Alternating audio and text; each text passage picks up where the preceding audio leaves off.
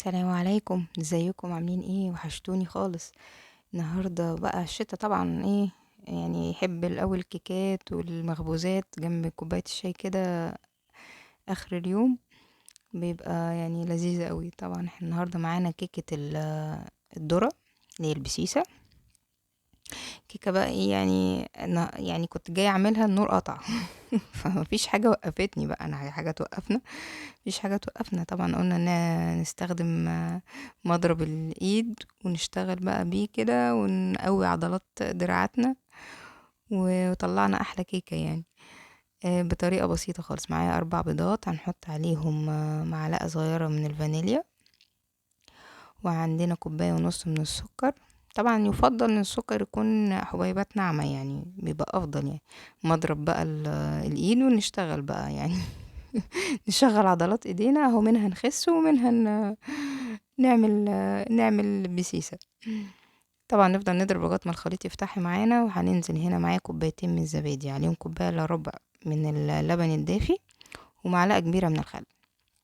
كنت مقلبهم كلهم على بعضهم وكده. طبعا كل مكوناتنا بتبقى بدرجة حرارة الغرفة عادي. لو الخليط اللبن والزبادي كان دافي شوية مش مشكلة يعني، بيبقى احسن. هنا عندي 1/2 كوباية من السمنة ونص كوباية من الزيت. عندنا لو عندنا زيت ذرة شغال عادي، مفيش عباد يعني عادي. بننزل طبعا بقى بخليط السمنة والزيت ونضربه كويس جدا، ونمزج كل المكونات كويس قوي. طبعا هو الضرب ده عشان بس السكر، نضمن ان السكر يعني يبقى داب كويس يعني. اهم حاجة حبيبات السكر ما تبقاش لسه باينة يعني، عشان ما تبقاش مبوظة الكيكة يعني. ده ضروري. معايا 1.5 كوباية من الدقيق العادي، و1.5 كوباية من دقيق الذرة الاصفر. دقيق الذرة الاصفر ناعم، انعم من الدقيق الذرة الابيض. معايا هنا نص معلقة صغيرة من كربونات الصوديوم اللي هي الكربوناتو. وهنا معايا البيكنج باودر، هناخد منه 1.5 معلقة صغيرين بس، مش هاخد اكتر من كده. هنقلبهم كويس. طبعا بندي رشة ملح مع الدقيق. الدقيق الذرة الاصفر افضل بكتير يعني. انا كنت زمان بستخدم الابيض، يعني كده لقيت لا، ان الاصفر كان احسن، انعم وافضل، بيدي نتيجة احسن. هنا بنزل طبعا بالدقيق جزء جزء واقلب، جزء جزء واقلب.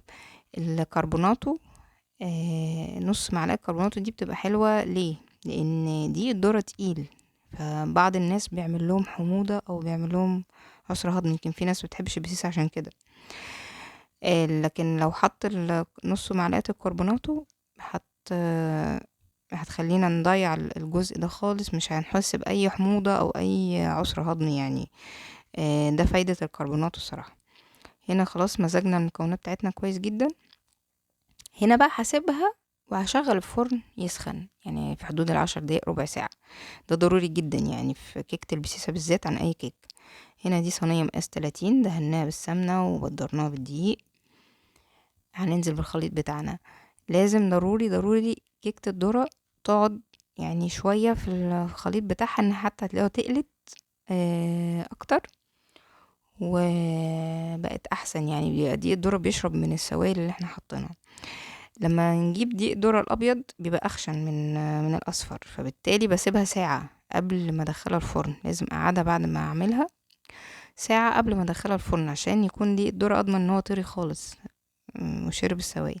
طبعا الفرن بتاعنا على درجة 180، قعدت حوالي 50 دقيقة وطلعت بالشكل ده من غير ما افتح الشواية.